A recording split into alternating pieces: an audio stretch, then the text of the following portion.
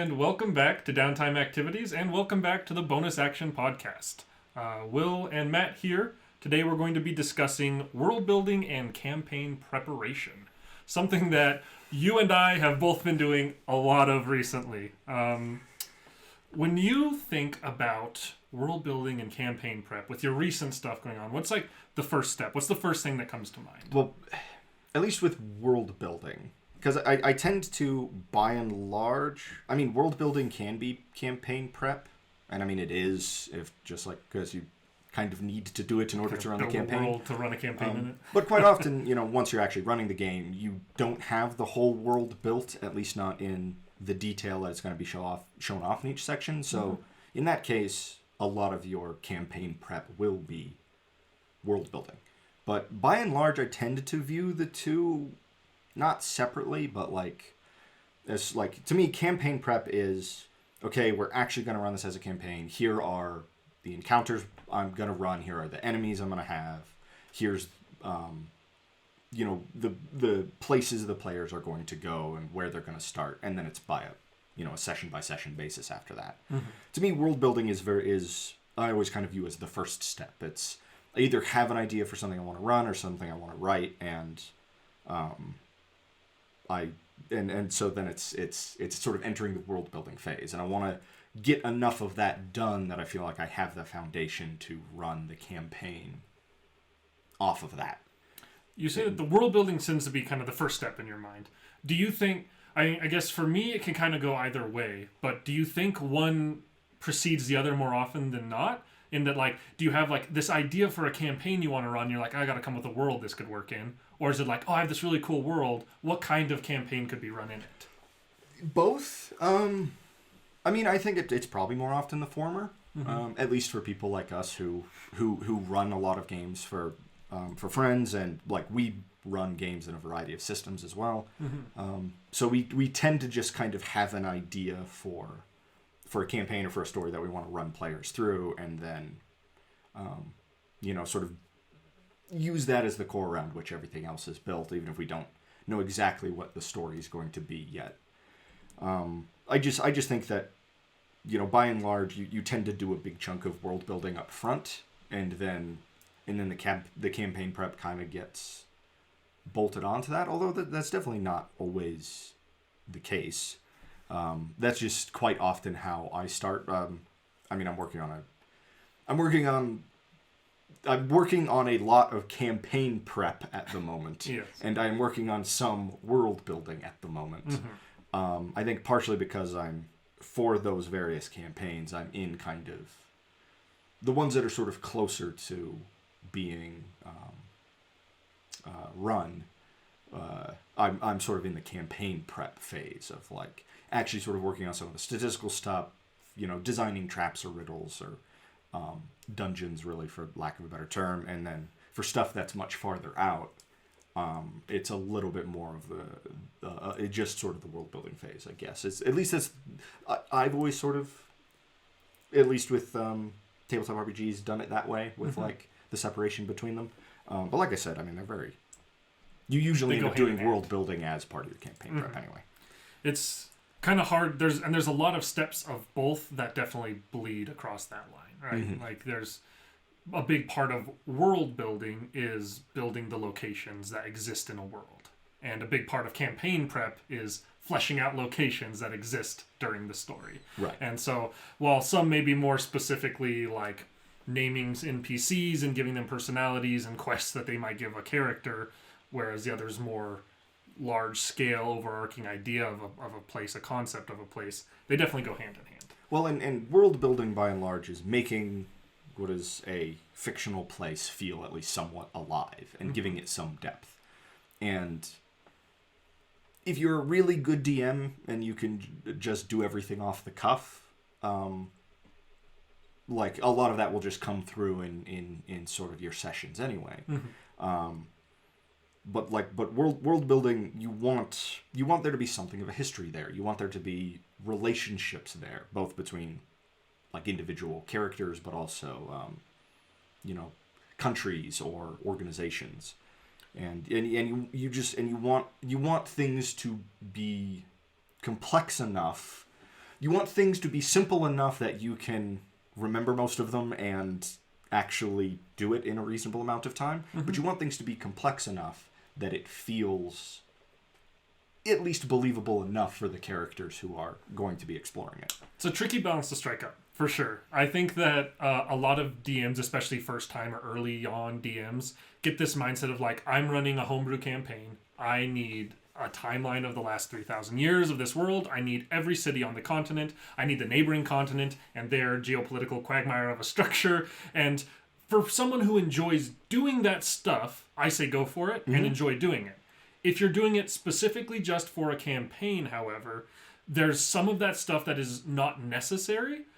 When you're running a game, where do you kind of draw that line for yourself? I know you're someone who likes to build some of that stuff, but where do you meet in the middle between enough that it makes my world feel real and lived in, but not so much that I have to spend a year prepping before I can run my campaign? Well, I think the places that the characters are going to spend the most time are the ones that deserve the most detail. If characters are just going to be passing through certain places, it doesn't necessarily matter if you know the name of all the NPCs in that town and you've got this incredibly long backstory for the Tavern Keeper, if the players never talk to the Tavern Keeper. At the same time, you never know. We know this really better than anyone. You never have any idea what players are about to do. They may very well end up in a place you just completely did not expect. So it's a little hard to do that with any certainty.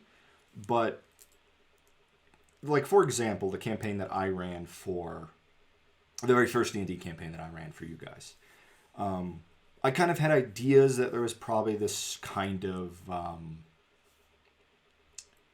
Chinese style or kind of Chinese inspired empire far to the east. Because I kind of wanted hints of that, like trade and like when you guys are in the desert caravan, I want there to be like, there's some talk about these like caravans that are trading for spices from the east and stuff like that. But knowing that the players are never going to go out there, there was really no point to put any work into it, to make a map of it or to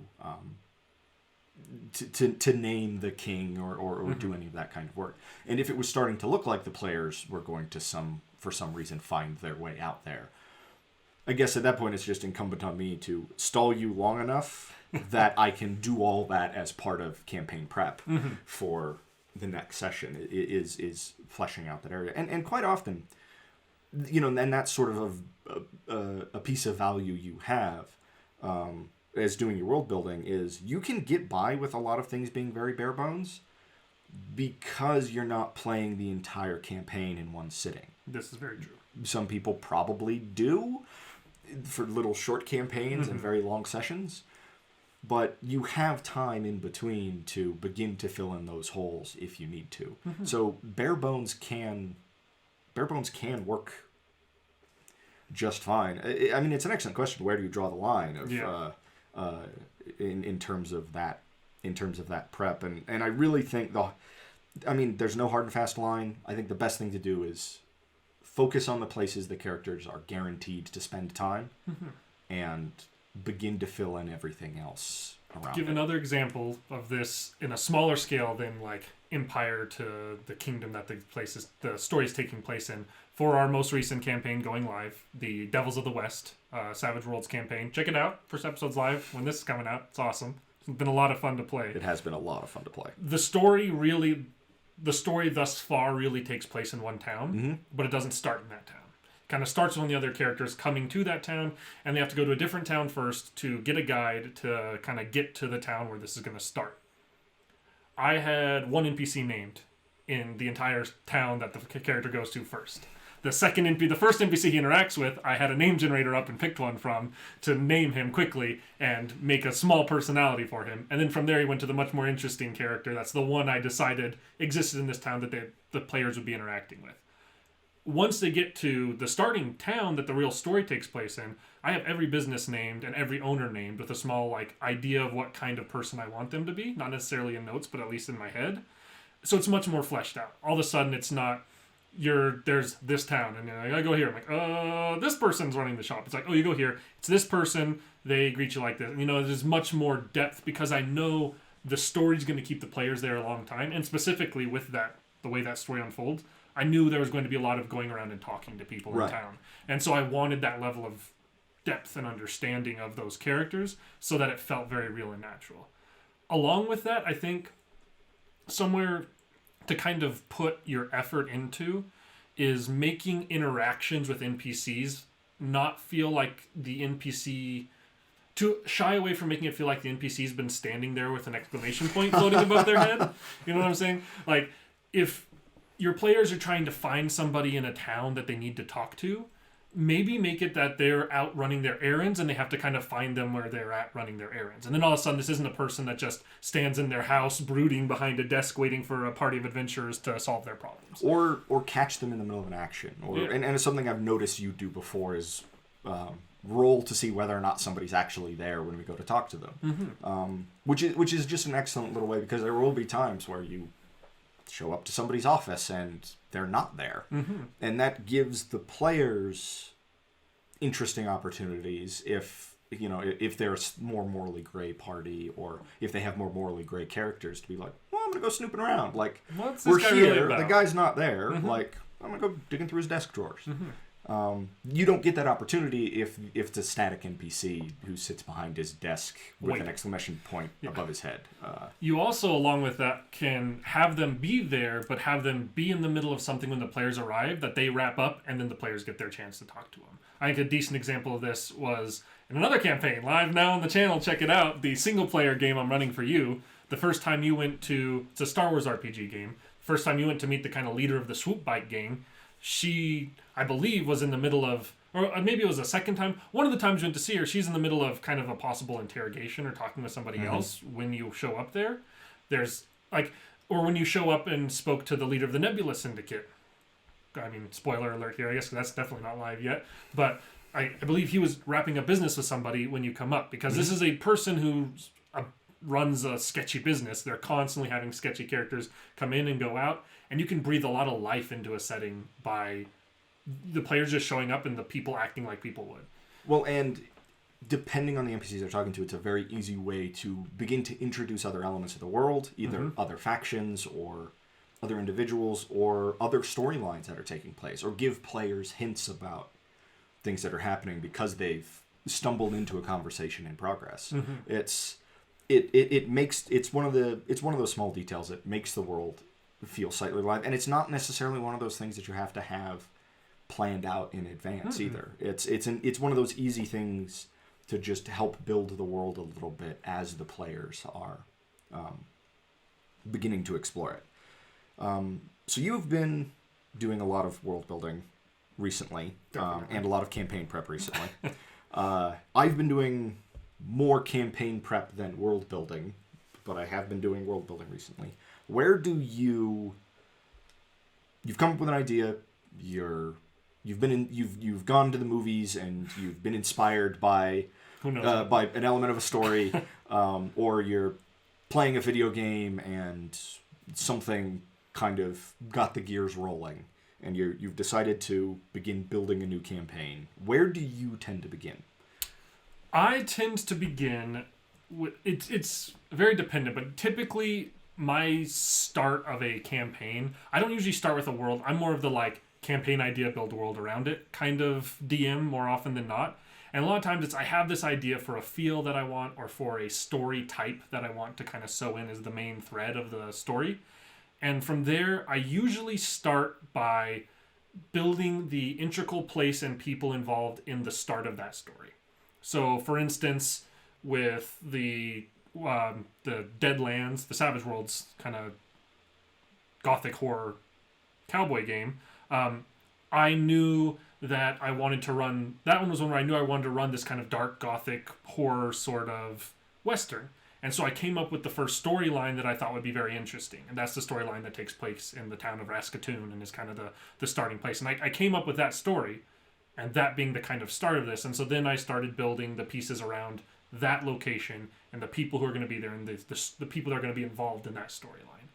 From there, I kind of take the natural leaps of where players would go from there, or where I would make the story suggest they go. Right.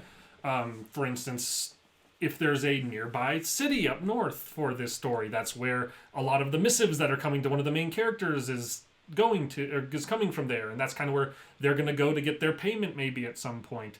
Then I can have story elements waiting for them when they get there and have that place fleshed out more as the next place.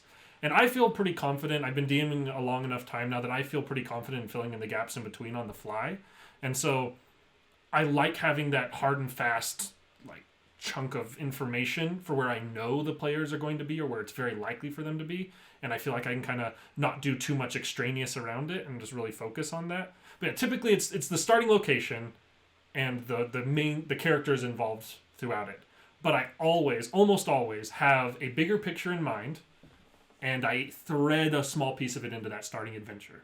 Whether it's a NPC that the players meet that seems unassuming at that time, but will be a bigger part of the story later on, or maybe it's a note or a journal or something that's from a character that they've not met or heard of, but seems really weird and interesting, and so one of the characters keeps it on them, so that 10 sessions down the line when that name gets brought back up again, they're like, wait a minute, we have that guy's diary. Like, what's going on here? And so always having that, you don't have to know what the big picture is, but having an idea of what it is and threading stuff from the beginning can really make some awesome aha moments for your players later on. So that's something I try to do every time in that starting location.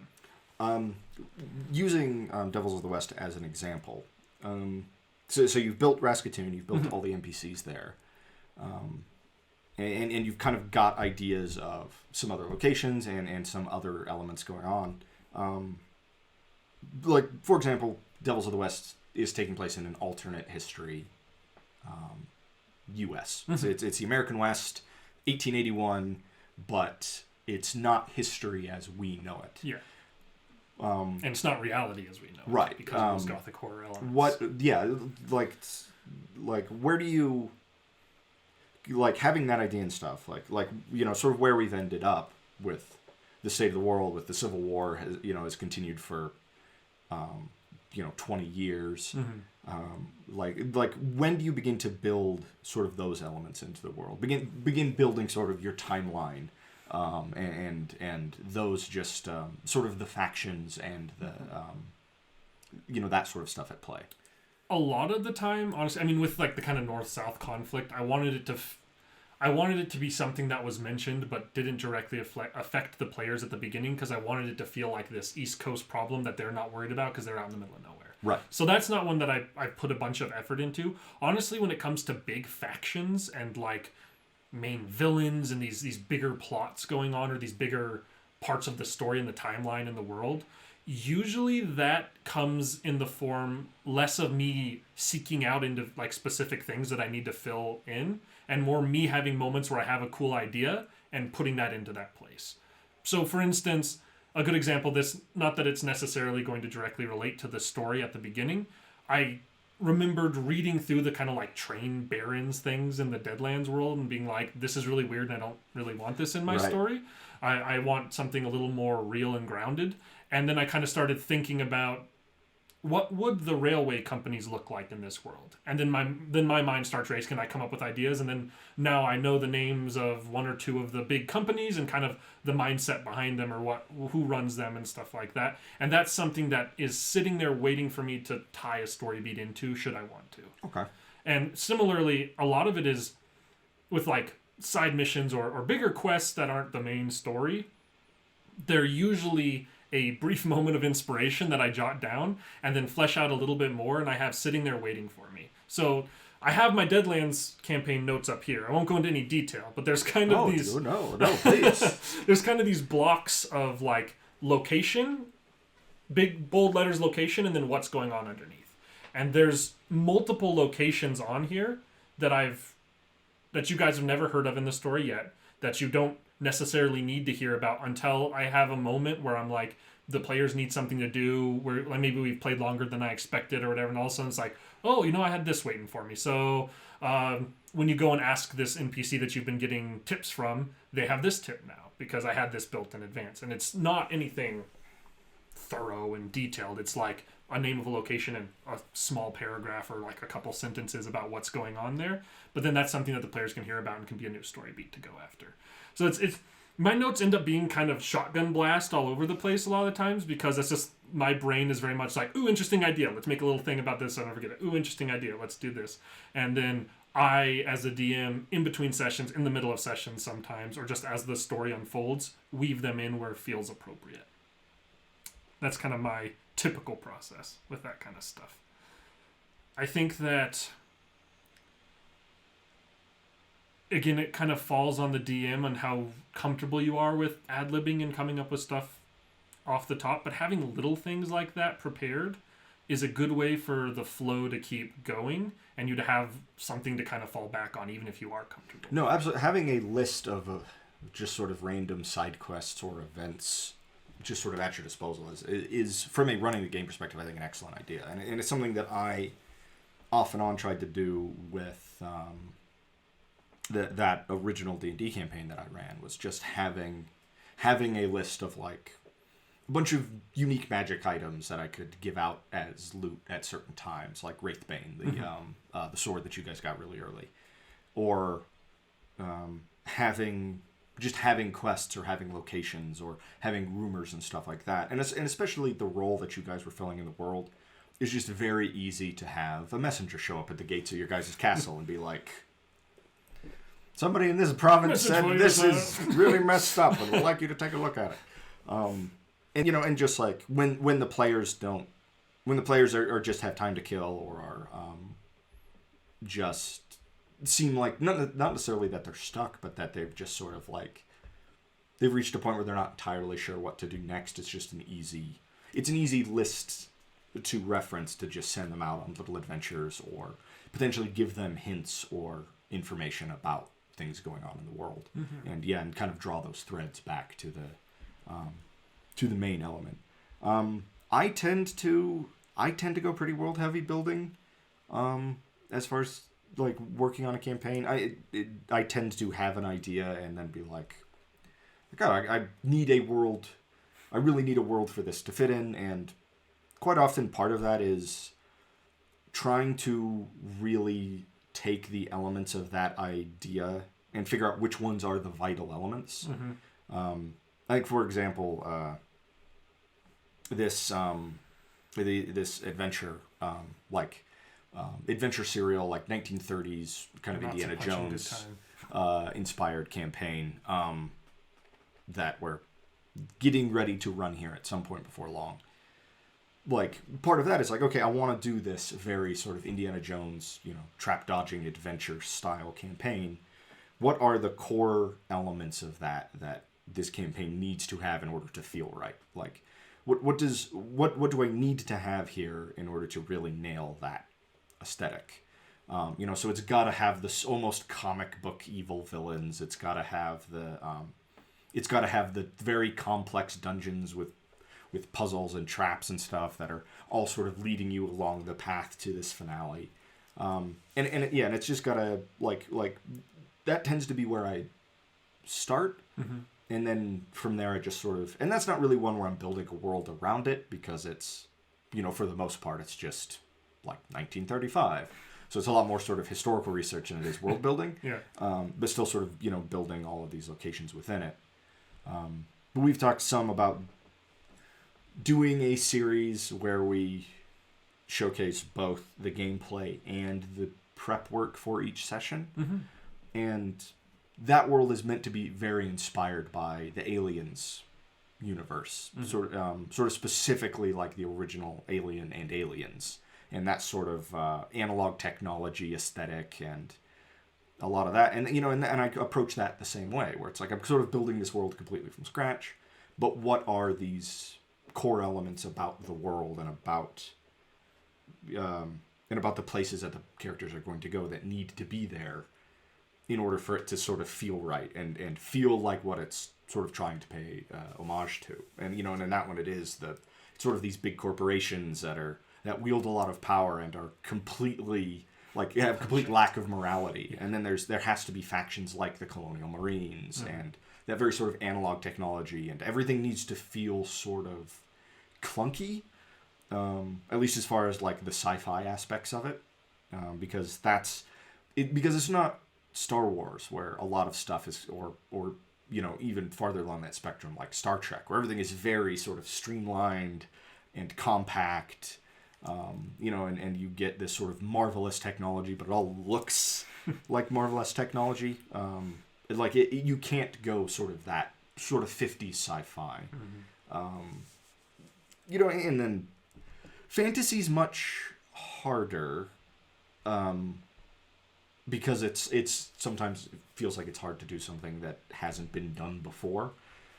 But fantasy in particular, I tend to some degrees not to worry too much about being truly unique, but about sort of taking elements that I'm very fond of from existing worlds. And if you're homebrewing worlds, it is not like plagiarism or cheating to sort of lift stuff more or less directly from other IPs that you're fond of.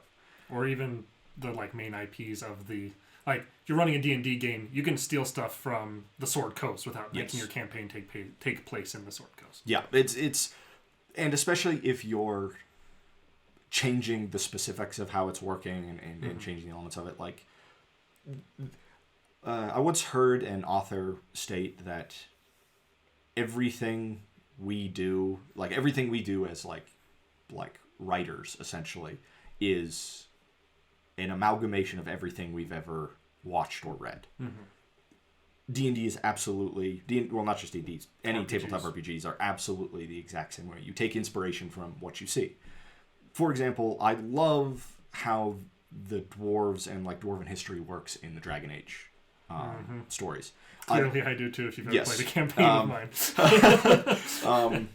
I just love... I love the Carta, that it exists both on the surface and in Orzammar. I love this endless that they used to have this giant empire. It is this endless system of tunnels that treasure hunters go into looking for riches, and it is this endless war against these dwarven legions and this literally unending demonic threat from the depths, and you get to interact with that in very real ways, especially in the first Dragon Age game, and then the Legion of the Dead and all this stuff. I just love the way the dwarves work, and you're constantly running into other accesses to the deep roads over the course of the games, and that heavily influences my world building, both for writing and for tabletop RPGs, because I like the players being able to interact with some of those things, going to dwarven strongholds and, finding them in sort of similar states as Orzammar, where we've been fighting this war for thousands of years, and we're still here fighting it. And I think taking that element, taking inspiration from the dwarves in the Dragon Age universe and importing it into a Dungeons & Dragons setting is in no way cheating, and what that does is fill in a rather large blank for you, essentially quite easily. Right. You're just renaming and changing how some of the elements work, and that is one of the things that I tend to approach with world building. I tend to start with kind of a big list of at least kind of some of the core countries and factions, and figuring out some of where they are in relation to each other and their relationship to each other. Which ones are at war, which ones have been at war in the past, and then I tend to just sort of slowly fill in the details from there. And something that I really like to do, and this is something that I strongly recommend for anybody running, especially a homebrew game, let your players build part of the world. 100%. Not only does it take a lot of work off of you, it makes the players feel invested, and when those elements come up in the world, players have an automatic attachment to them. Yeah, it's 100% true. I mean, it is a win-win situation to have the players build part of your world for you, and in the process make them care about your world more and be more invested into it. I think that is an interesting topic, and we can talk about that more. But first, I want to briefly take something you were talking about and push it a little further. And that is, you were saying that it is not plagiarism to use from these other IPs. I would take that a step further and say that it is irresponsible DMing to not be actively absorbing from IPs like that and seeking them out when you're running a game in that sort of a world. For instance, with the Devils of the West series, I was playing back through Red Dead Redemption. I was playing back through the second Red Dead game. And doing so, I got a lot of that Wild West feel, and like there's stuff I was able to take, or like ideas I was able to take from it that really kind of hit on that sort of a world. And it's you have to draw a fine line between like just one for one taking stuff from an IP that all your players know really well, and they're just like, hey, you're just doing this exact thing, and then you that want to can kinda... give rise to fun moments. It can, but it's what you should do in those cases is the last act of whatever that little mini arc is, flip something completely around. Yes, so then they can subvert expectations. Yes. But you were just talking about the solo game you're kind of planning in having the works right now, with it being from like very heavily inspired by the Aliens franchise. And you had that idea initially, I believe, because you were playing through an old game that was based on those movies, based on that story. And so it's really smart, I think, to just really dive into books, movies, video games, short stories, whatever you can find out there that is related to what you're doing, because it just really helps your brain be immersed in that kind of mindset, and that translates into your prep work. No, absolutely. It's very worth doing. It's not only is it not bad to do, it's very, very good to do. Well, and it might contribute something as small as a specific building or a specific NPC, that you're essentially just using an existing NPC and renaming. Or it could be something as contributing to how entire factions are operating, or like in the case of the dwarves, like how sort of entire sort of... Ugh, that was bad. I butchered that word way too many times in a row. Entire kingdoms or species that are just being, sort of added, directly into the world. So don't feel like you need to be taking grand themes and big locations and stuff from series you like, but even small stuff, single characters or single lines of dialogue, or the themes of certain even side quests or stuff like that, are just very easy things to just take from those existing forms of media. And you're right, it is essentially irresponsible to not be intaking the media that is similar to what you want to run, and what is sort of inspiring the idea in the first place. You got a Dread series or Dread game, maybe a Halloween special coming up. Maybe you and your significant other will watch through a horror series, and at the end of it, you're like, "There's a lot of very interesting, creepy stuff in this. I can use this and throw my twist on it, and now I have the structure bonework for my scary story I'm going to tell in the Dread system." And like I said, you don't want the use of another IP to take away from your story by your players overly relating to, or just like, making that big leap there. But it is 100% it's just helpful, and it's so, even if you're not directly stealing from it, your mind's in that space where you're thinking about it all the time. With the Star Wars campaigns I'm running right now, Star Wars RPG, spoiler alert. It was at the time I was planning for that, was at the same time I was watching a number of Star Wars series, and then also some YouTube content about it. It was just I was kind of having my childhood love of Star Wars rebirthed again, and just like watching through stuff and being like, this is cool, this is cool, this is cool. I can steal this kind of stuff, or have these kind of themes and characters show up. And it's in a way that is still very much my own, but I'm constantly in that mindset now where I'm thinking of, in the kind of the back burner, I'm thinking of those themes. And so then those, like I said, when I have my aha moment of inspiration, I can jot that note down and then turn that into a side quest at some point. And just keep your brain in that state. If you're always thinking about, subconsciously to some level, RPGs and content that could be used for RPGs, then you're going to have those aha moments more often.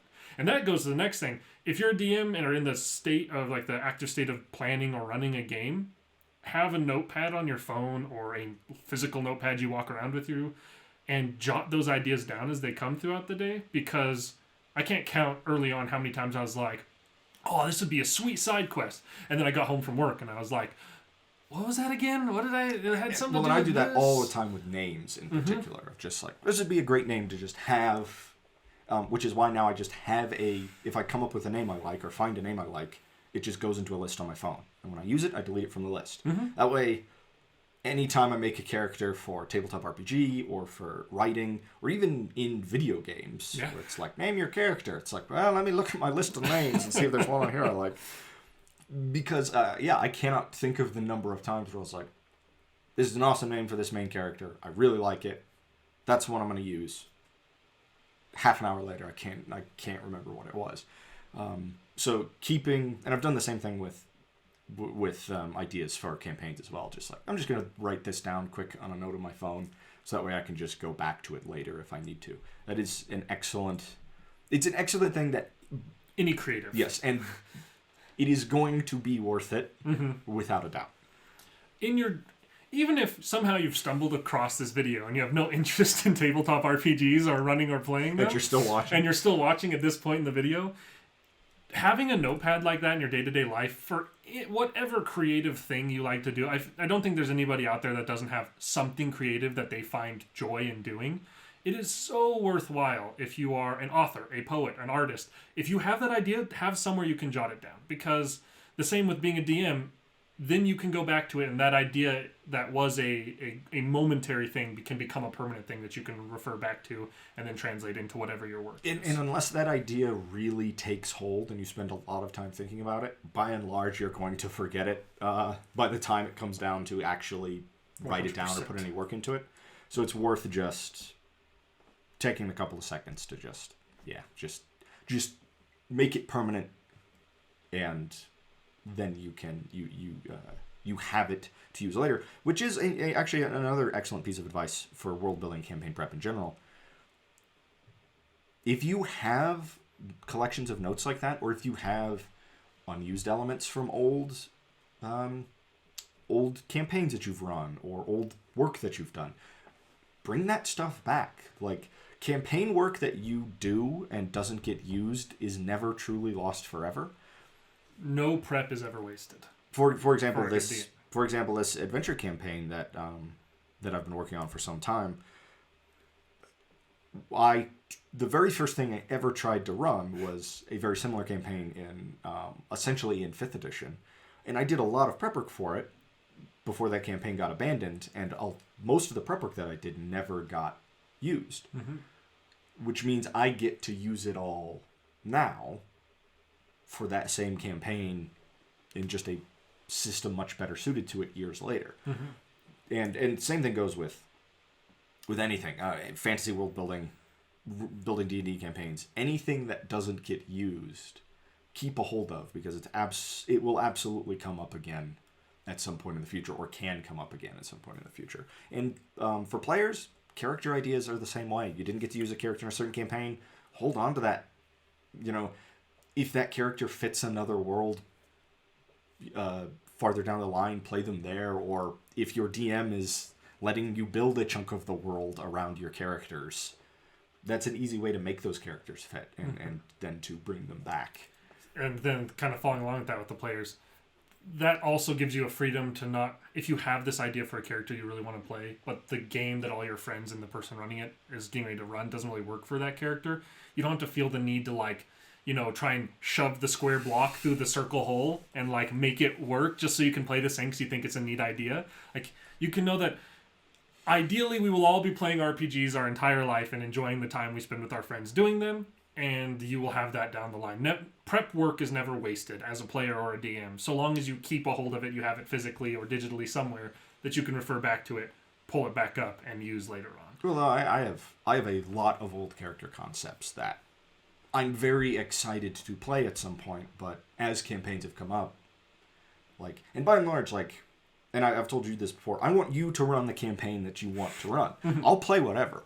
I can make I'll play a rogue, I'll play a barbarian, I'll play a wizard. It doesn't matter. If you're excited about an idea, then let's just do that, and I'll just make a character that fits.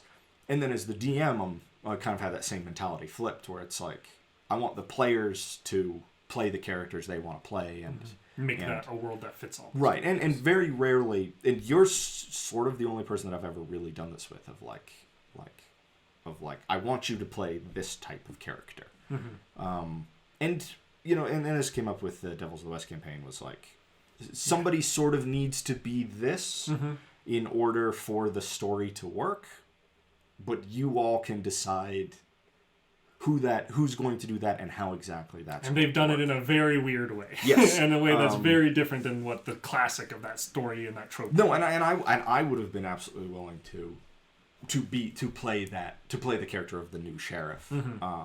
In a but I probably would have done something different than what Matty G has done, but it would still have been a fun and interesting character. And that's a cool part about leaving part of, I mean, obviously characters are parts, but having something that the players design in the world, it's going to be something that will fit and fill inside of your world, but can be from, like you were saying, what people create is what has been pumped into their brains throughout their lives, kind of being vomited out with their own spin on it.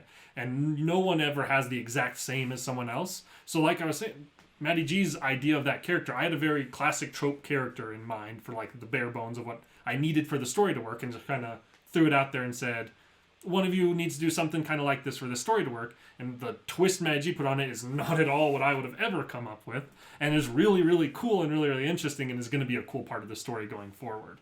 And similarly with world building elements, your players will do the same thing. Their ideas are going to be very different than what yours are, oftentimes, and that will give a cool and unique twist to that element that they've added to the world. No, players...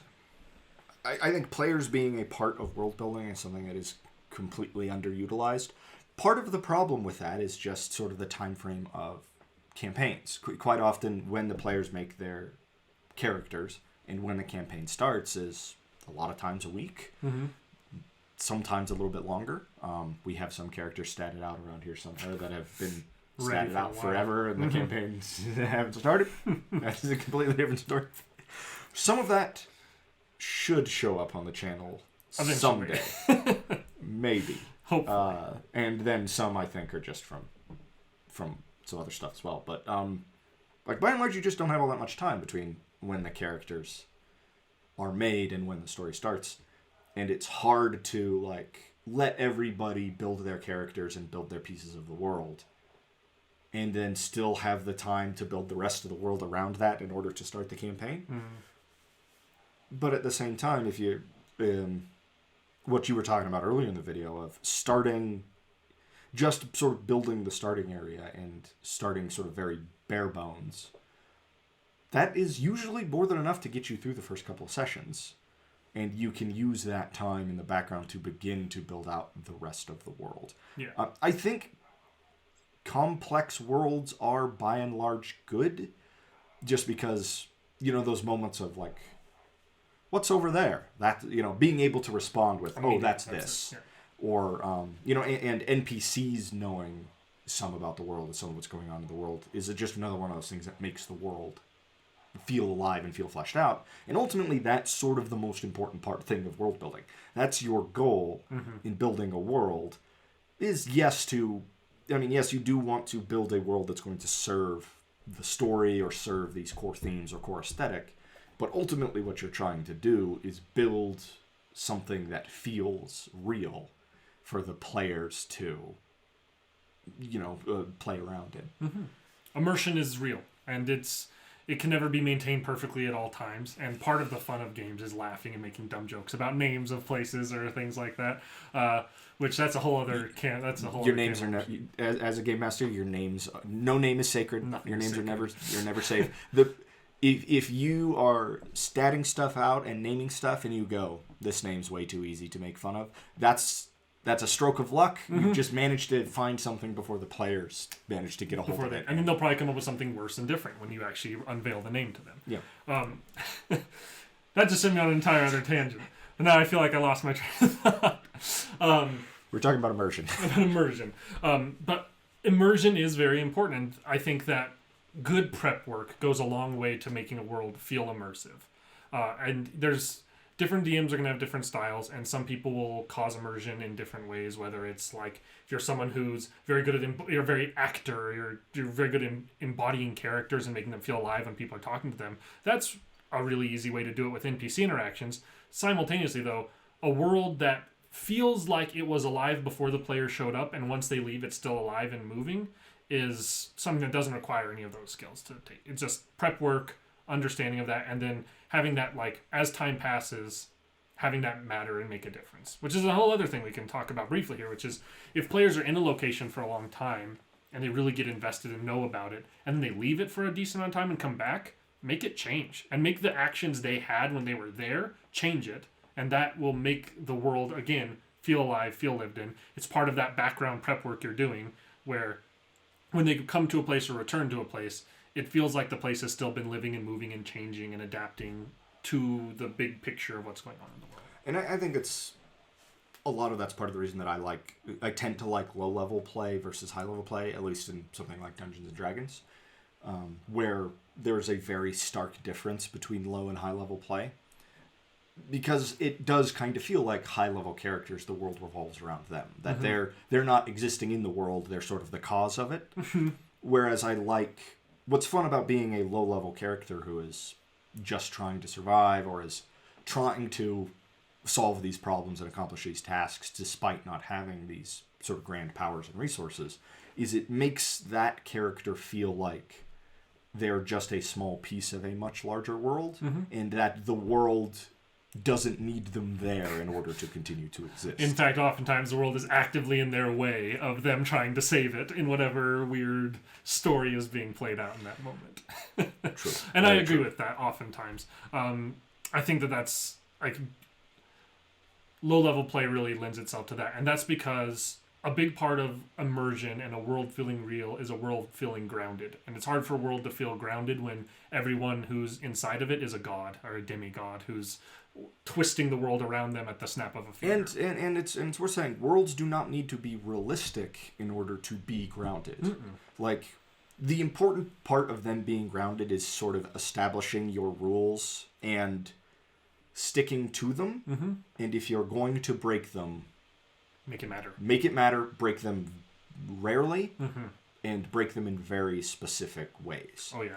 Like, you breaking the way the world works, breaking that rule should be in a way that's like a crux moment of a story, where it's like it should be something that the players see and they're like, this is not the way the world works, oh god, what's going on? Yes. And that should be an integral part of the main storyline. It shouldn't be something that you can't do maybe if you're running a sci-fi story, you can do the thing where every other session there's like, this new device now exists, and that's why I can cover my ass for this rule I didn't think about and ruin the total story of the way lore of the way my world works. What you're saying very much like, it can be this big, grand, magical world, but when something is beyond that, it needs to be a rare thing and it needs to matter. And it needs to be something that the players, when they recognize that it's breaking the rules, matters.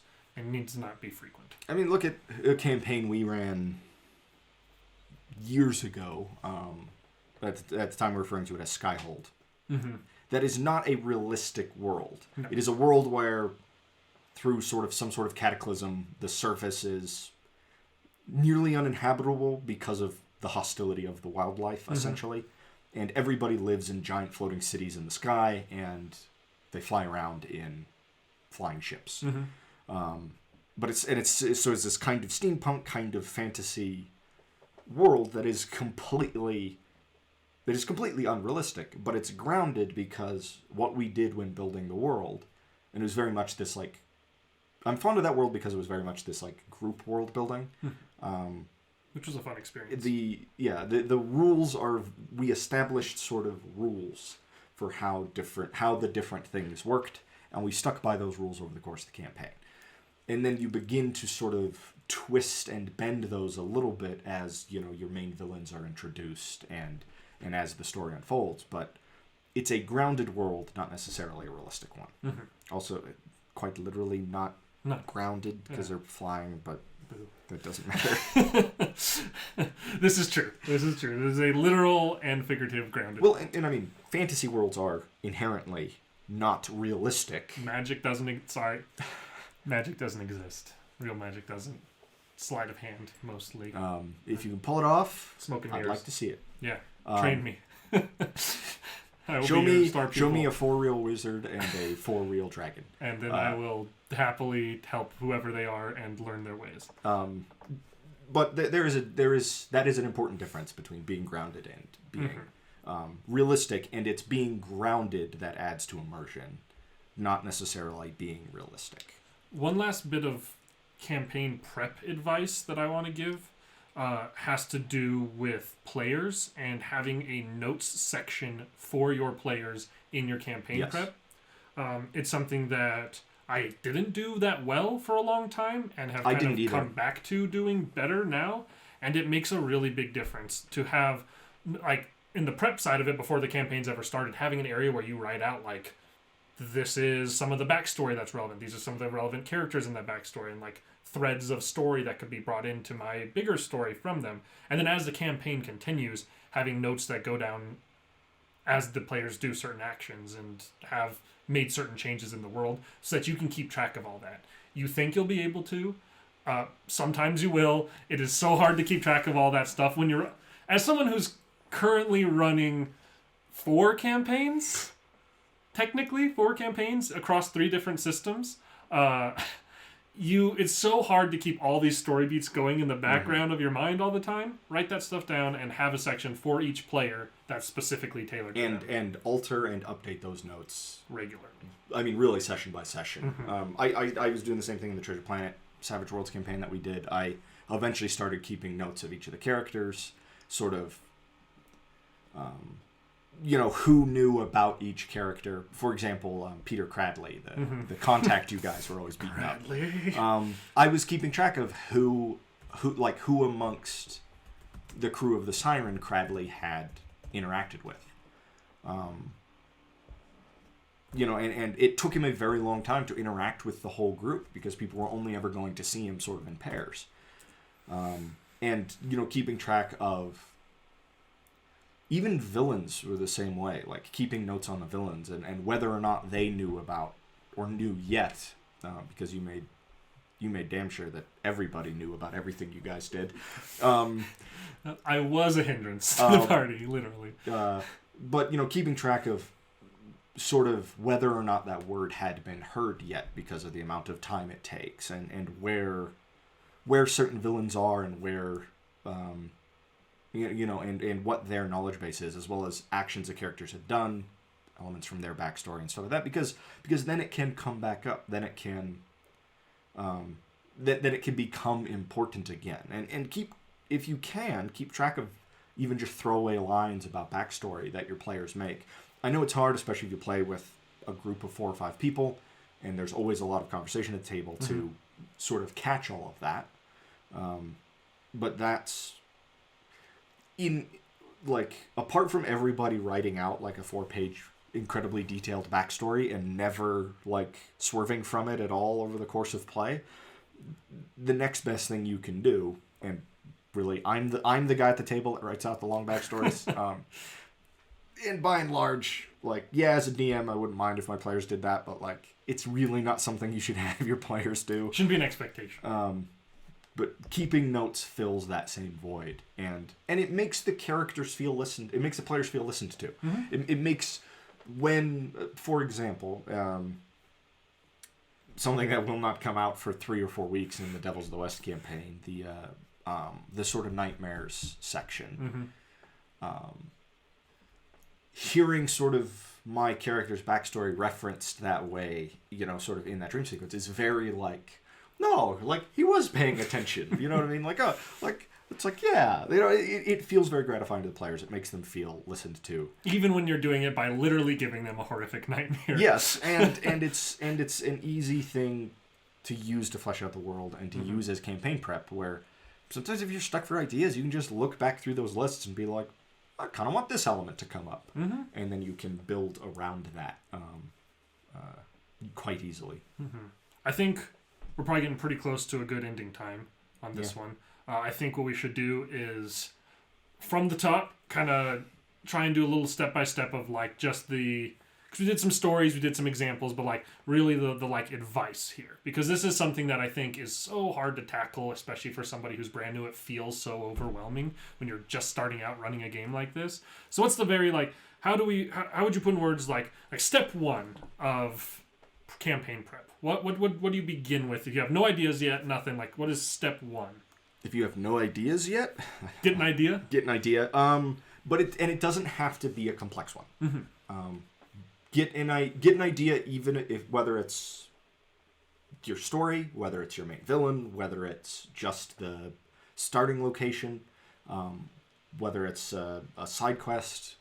You start with something, and I think it's an excellent idea to, from there, build the starting. Just start with the starting location, the first town or the first adventure that the players will be a part of, and then from there build the areas where they're going to spend the most time. Mm-hmm. That may well be one of those areas, and then you just begin.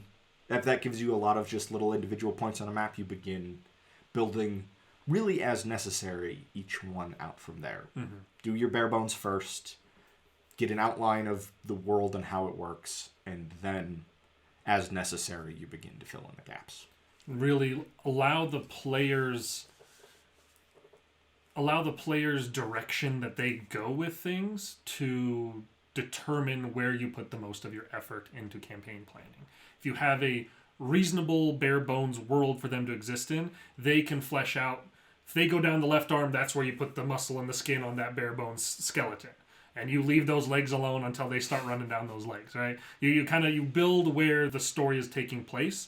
Again, if you're someone who loves world building, build a massive, crazy world and enjoy every second of doing it. But if you're not someone who has the time or the desire to do that, build where is relevant to your story with that like minutia level of detail, to save yourself the time and the effort. And don't be afraid to use name generators at all. Personally, have one up on your laptop at all times when you're running. Personally, I like fantasynamegenerators.com is my go-to because there are thousands of generators. Mm-hmm.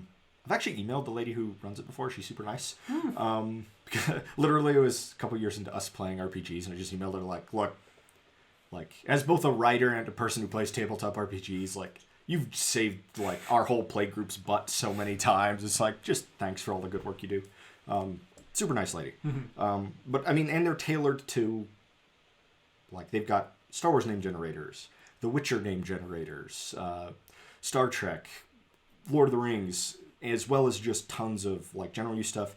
Everything on there is completely free to use in any creative work, countries, taverns, everything. And it is, name generators they take a lot of pressure off of you. To save a lot of time. You're not sitting there like trying to come up with some nonsense word that sounds like a city. And just having it up as another tab on your laptop or as a tab on your phone is going to make all of your prep work so much easier. And then the other part of that is when you find a name and when the players are asking for this random guy's name and you're like, I have literally nothing about this NPC, but the players are like, all of a sudden they want to know everything about this man. Mm-hmm. When you give them a name, write it down. Yeah. And write down the names of any name you use, just make a quick note of it. Take notes. Yes. I think that's the biggest piece of advice here. Take notes during play. Take notes about the NPCs you make up on the spot and introduce. Take notes about what changes in the world, what changes for NPCs in the world. Take notes about what changes for your players, what things going on in the background, maybe relating to their backstory, are going to be coming around again soon. Keep up with that stuff. Take notes during play and during prep work. And when you're away from your prep work, have somewhere you can take notes when you have that moment of inspiration that relates to your prep work so that you don't lose cool ideas just because you didn't happen to be at your laptop at that moment. The other small thing that we haven't discussed in this video, but I think it's an excellent way to contribute to immersion and to contribute to a world feeling alive are consequences. Mm-hmm. If players, for better or worse, let there be consequences to players' actions. If players do something in a town and come back later, as you were saying, let that town have changed. I remember you. Get him! Exactly. Like, players coming back to a town only to immediately be met by an angry mob because of what they did the last time is going to... Like, obviously it's inconvenient for the players, But in a very fun narrative way. And it absolutely adds to the immersion of the world and makes the world feel alive. That oh crap, they still remember. It's not the video game thing of like, well, I paid off my bounty, so now everything's fine. Yes. Nobody has any issue with me just walking around. Not that guy whose sister I murdered last time I was here. Right. It's like, oh, you paid your bounty? Well, go about your business. I don't mind. Yeah. It's you don't want to run into that problem, and since tabletop RPGs are not video games, you have the opportunity to not do that. And I think consequences, big consequences, small consequences, good or bad, is a small and very easy way to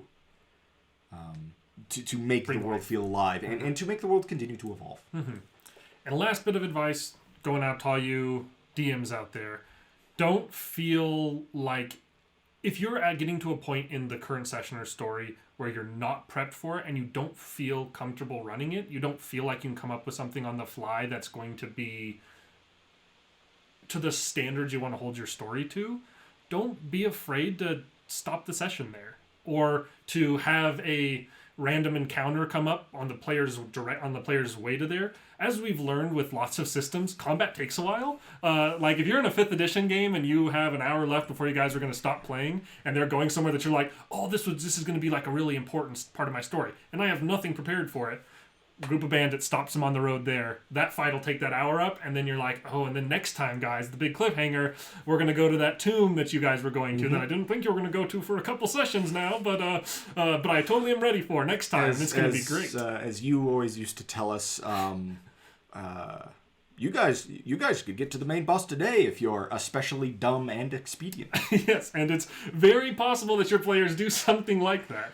Don't be afraid to, whether it's a delay by you physically saying like, I want this to be awesome, so give me more time to prep it, or a throwing a random encounter at them so it takes up, they still get to play the rest of the time, and then you can have that time to prep it. And don't feel like you have to have everything prepped out from before the campaign starts, because you're going to waste, we talked about how you can reuse notes and stuff like that, but you're going to put a lot of energy into a world and use a very small amount of it. So unless you're someone who loves doing it, be intentional and be targeted in the prep work that you do. It will ultimately pay off. And it'll let you give more of your time and energy to the stuff that matters. Right. Instead of being, the jack of all trades, master of none. Like a world that is wide but narrow at the same time, instead of like focused story beats that are going to be really cool and fleshed out and have a lot of life in them. And that's what the players are going to actually be playing and interacting with, so that's where you should put your thought and energy.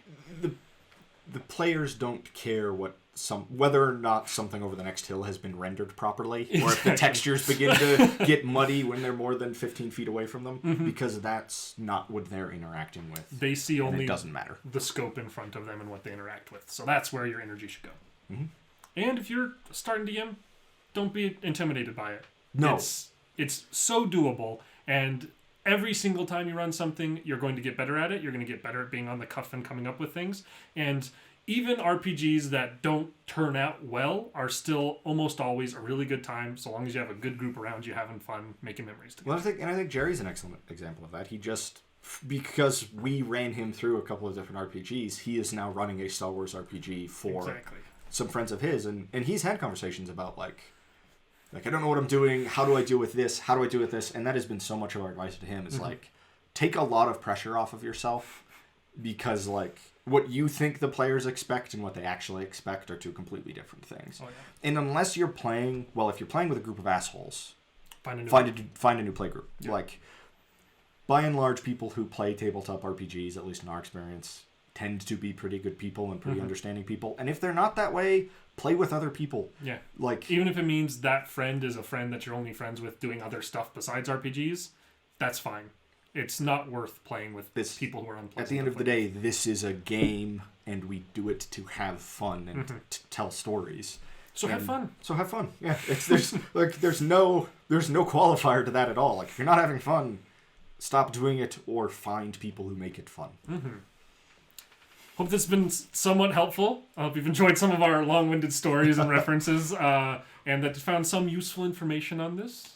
Now, go forth, have fun, slay dragons, sling spells, roll dice, run a game, and enjoy your downtime activities. See you in the next one.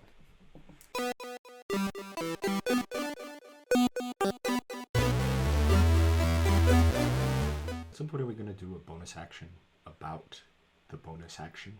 We want to at least maybe a help action. We should. We should of, at least do a help action about the help action. We should. But I had the idea of doing a help action about the bonus action and like having a video that's just like how to get the most out of your bonus action and talking about how like the bonus action is oftentimes underutilized because this is very much a real thing. I don't know if that's something to be discussed as a podcast or as a like instructional help action sort of thing. Right. I just think thematically it's funny to do a help action about the help action. We should do those videos back to back. Or we could do a help action about the bonus action and a bonus action about the help action. That would be odd, yeah. Real juxtaposition. I like it. All right.